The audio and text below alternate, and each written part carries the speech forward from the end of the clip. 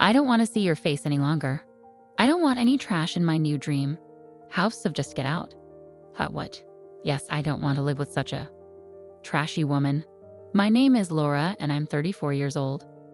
I was married to Paul, who was 4 years younger than me, but it was never a matter of concern until lately. I met Paul at my friend's party. My friend Lucy and Paul were gym friends.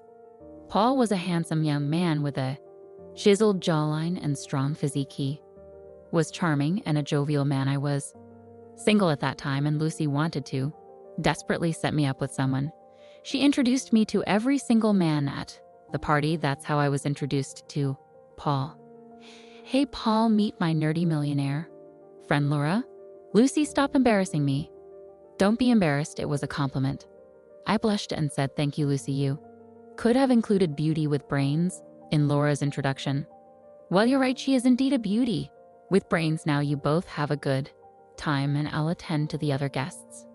After Lucy went, Paul asked, hey, why did Lucy call you a nerd? I smiled and said, well, I am an engineer and I work for a software company which keeps me busy most of the time, so I don't get enough time to socialize and hang out with my friends, so they call me a nerd. Wow, that's awesome. So you must be having a handsome salary, hence they call you a millionaire nerd. I burst out in laughter. Yeah, you could say that. We spent the evening chatting and getting to know each other. I found Paul to be extremely sweet and irresistible. Soon after that, we started meeting outside for coffee and dinner. Paul used to pick me up from work so that we could spend more time together. He worked as an assistant in a small company. After dating for a few months, Paul proposed to me. I loved Paul, but I felt it was too early to decide. Besides, Paul was 4 years younger than me, so I was concerned if he was serious about it. Paul, are you serious about this? Of course, we've been going out for a while now. It is only a couple of months since we met. Besides, you're 4 years younger than me. Poor chocolate. Oh, come on, Laura, are you still stuck with all these age-old beliefs that the husband should be older than the wife? No, it doesn't matter to me, but I was wondering if you had a problem with this. Chill, Laura, you're a modern woman who shouldn't be thinking about these ridiculous things. Paul convinced me that we would live happily as a married couple. I finally agreed. We met each other's parents and informed them about our decisions. Although my father, Glenn, didn't say anything and was happy about my wedding, my mother asked me privately, Laura, honey, I hope you've discussed your finances with Paul. Yes, Mom, don't worry. I'm just concerned with the fact that you are doing way better than Paul in your career, so that should not come as a problem between you. Both men are egotistic about these things. No, Mom, Paul is a sweet man. He does not have any such ego. In fact, he agreed to do the household chores as I have a busy working schedule. I'm glad to know this. Take care, honey. This conversation made me think that I have never discussed my finance with Paul. Neither did I ask him about his salary. I was never interested in his money, as I earned well enough, but Paul had inquired about my salary. In fact, he asked me about my salary even before he proposed to me. I was worried about this for a while, but then I decided to ignore this. I was super excited to start my married life with Paul. After the wedding, we went on our honeymoon trip to Florida. The trip was sponsored by my company as a wedding gift. We lived our life to the fullest during this time. After a month, Paul sat me down after dinner and asked me for a favor. Honey, I'm so sorry to ask you this, but I need your help. What's up, Paul? Is everything all right? Well, no, my parents are in trouble. The apartment in which they're living is on the second floor without any elevator. As they are aging, it's becoming difficult for them to climb the stairs. Yeah, I understand. Why don't you shift them to another house on the ground floor or to an apartment with an elevator? He ignored my suggestion and said, actually, Laura, I wanted to build a house for them. I was surprised to hear this. Okay, I hope you know how expensive it is to build a house, right? Yeah, I know that. Do you have enough savings, or are you planning to take a loan? Paul looked down for a few moments and then said, Laura, I was wondering if you could lend me the money to build the house. I was shocked. This was unexpected. I didn't know what to say. What, since you earned so well, it should not be a problem for you. But Paul, I'm not sure if I can lend that huge amount of money. Why not? Paul became aggressive with his ask. I honestly didn't know how to deny his request, so I just said, Okay, let me think about it, sure I'll wait for your help. I spent the night wondering if I would be wise to lend all my savings to Paul, and that too to construct a house for his parents. I've been working so hard to earn this money and have saved it to buy my own house and retire peacefully. The next morning while I was leaving for the office, Paul hugged me and said, Laura, I'll be waiting for your decision. Let's discuss this on the weekends. I'm running late. I wasn't feeling too good about this. I didn't know what to do, so I spoke to my colleague regarding this. She suggested that I should make an official contract and get it signed by Paul so that he returns the money. That seemed to be a good idea, to have everything official so that Paul does not back out later. I returned home and informed Paul that I can lend him the money, but he would need to repay me in 3 years. To my surprise, Paul agreed to this. I made it clear to him that he would have to sign the official papers, and if he defaulted, I could take action against him. Hearing this, Paul burst out in laughter. You gotta be kidding me. Well, no, I'm serious. I have the papers too. What? I gave him a serious look, to which he said, fine, I'll sign. He smirked at me and signed the papers. I transferred the money to him, although I still did not feel good about lending the money because Paul's salary was not sufficient to pay me back. Paul started behaving weirdly after this. He came home late and did not help with the household chores. Whenever I complained about this, he dismissed me, saying that he is busy at work. I gradually lost my affection for Paul. During the weekend, he was mostly away, overseeing the construction of his new house. At times, he didn't come home, saying that he would stay at his parents' place to care for them. I was getting suspicious of his activity. I could no longer take this frustration and decided to confront Paul. Paul, do you realize that you have been acting weird all this while and living like a parasite in this house? What do you mean? How dare you use such words against me? First of all, you have been living on my expenses since we married.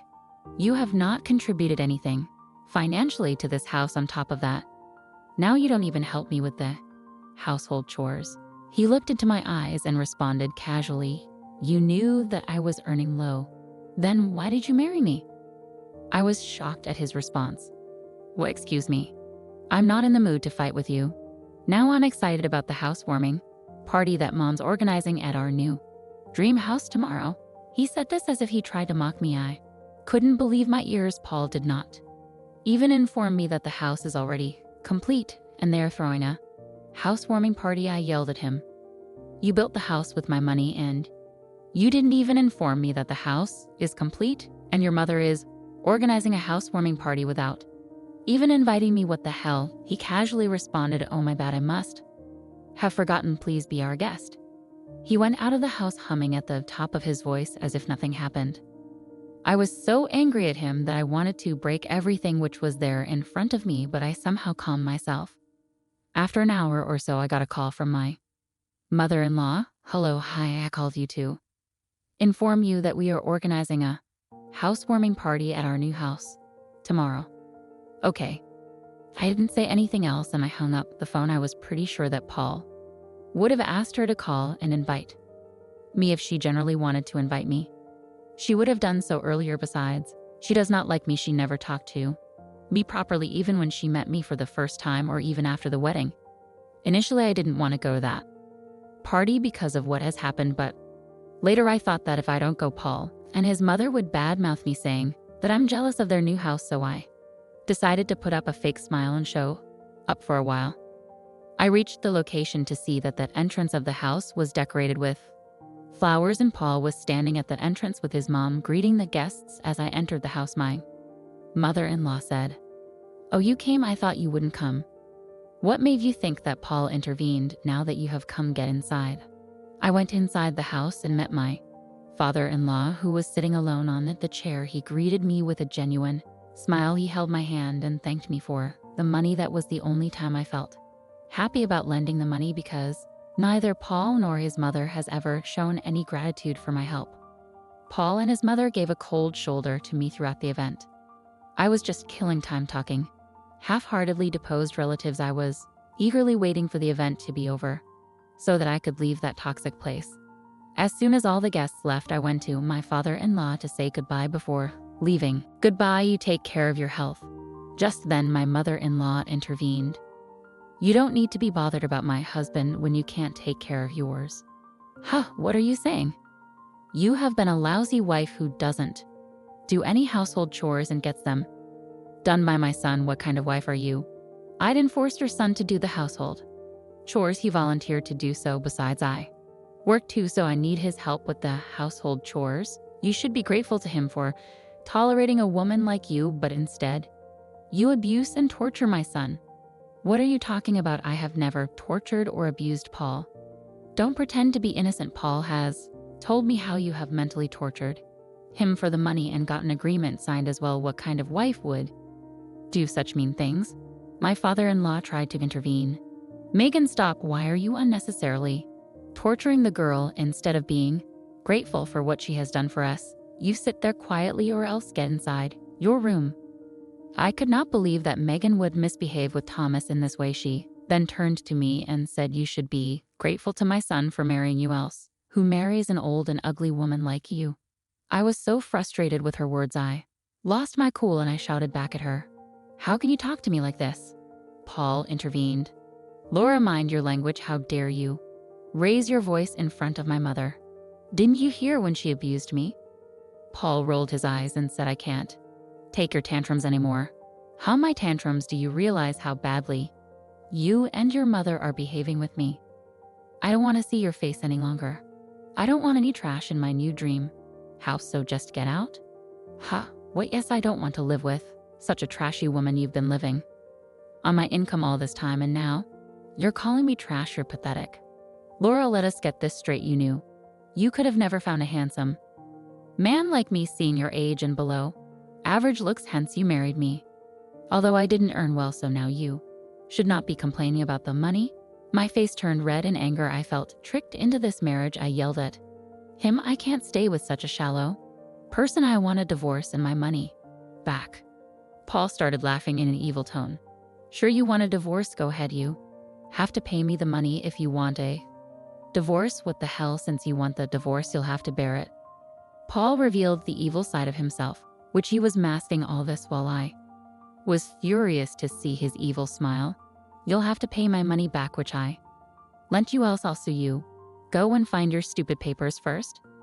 I felt numb. I left the place so I could not take any longer. They insulted and despised me. I went straight to my bank, where I had kept the papers in the bank locker. I was shocked to see that the paper was missing from the locker. When I checked the bank log, I found that Paul has accessed the locker a month ago. It was a joint account, hence Paul too had the access to the locker. We opened this joint account after the wedding to save money from our earnings, but sadly it was just me who was depositing the money. I kept a copy of the document in my wardrobe as well, which was missing too.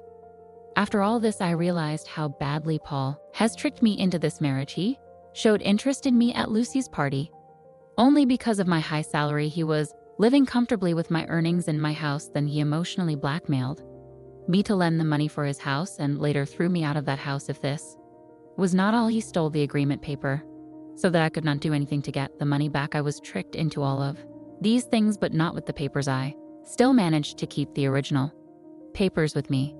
I gradually sensed that Paul would betray me, hence I kept the original documents safe at my parents' house and kept a copy in the bank and the wardrobe. Despite all the pain and insults which I went through, I was glad that I followed my instinct and got the paper signed by Paul and kept it safe away from his reach. I called up my mom and narrated the entire incident. My mom was so angry to know this that she wanted to sue Paul and his mother for torturing me. My mother also told me that she was not shocked to know this. I questioned her. Did you know about Paul's intention? No, I didn't know exactly, but I somehow sensed that he was just acting like he was in love with you. How did you sense that he was in a hurry for the wedding? You barely knew each other when he proposed and insisted to marry. Well, yeah, you're right. I should have been careful. When you came home, I asked you if you've discussed the finances with him, to which you said yes. Actually, Mom, I lied to you. I'd never discussed my finances with him either. Did I ask about his salary ever? Because I was never bothered about his money. Well, take this as a lesson and don't trust anyone so soon. I hired a lawyer and sent the divorce papers along with the official notice, asking him to repay the amount in 3 years, or else the court would sell off his property to give me back the money. Paul and his mother had no idea what was coming to them when the divorce papers and the notice for money reached them. They desperately tried to call me. I ignored all their calls and blocked their numbers. Paul tried to call my parents as well, but they ignored him too. Paul sent a voicemail to my office number saying, "I'm sorry for all I did. Please forgive me. You know I love you so." Passionately, I got carried away by my mom. "I'm hopeful that you would take me back." Paul has always used my emotions to trick me into his evil plan, but not this time. I deleted and blocked his contact. He also sent a message through his lawyer requesting me to waive the money, at least by 50%, as his salary was not enough to pay the hefty amount in 3 years. I ignored the request. I wonder, how did he even think that I would waive off my money after all the insults and personal attacks? I can never forgive them. I patiently waited for 3 years to pass. Paul was barely able to manage 50% of the amount, and that too through loans. The bank offers a loan based on the salary. As his salary was low, he could not get enough money from the bank, hence he had to sell the house. He insulted and threw me out of the dream house, and now 3 years later he has to sell his house to pay my money back. Lucy told me that Paul had moved back in with his parents into their old apartment. Everyone in the neighborhood gave them the cold shoulder after the truth came out. Megan constantly tortured Paul and Thomas for their poverty and insulted them for their low income. Paul was even criticized at his workplace. After they got to know about the incident, he left his job and moved to a different city, and Thomas too abandoned Megan and went to live with his brother in the countryside. Megan has been working as a nanny for a living. I don't feel sorry for Paul or Megan because they both deserve that. I'm glad to know that Thomas would be living peacefully during his last retirement years. I, on the other hand, have been dating Charles for a year now. He is my colleague and 35 years old. I've known him for many years, but we had no romantic feelings. Earlier, he was from a different team at the office. A year after my divorce, Charles and I interacted at the office party, and we started liking each other's company. I'm cautious this time and taking my own sweet time to analyze things before making any decision.